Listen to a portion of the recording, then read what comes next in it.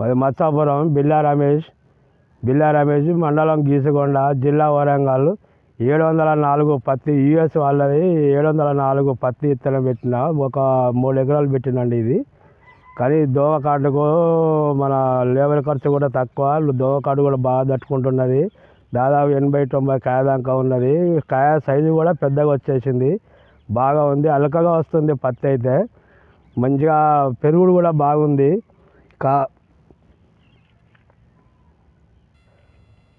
దగ్గర కాపు ఉంది, మొత్తం జడ కాపు లాగా కాసింది, బాగా ఉందండి. ఇదంతా రైతు సోదరులకు విజ్ఞప్తి.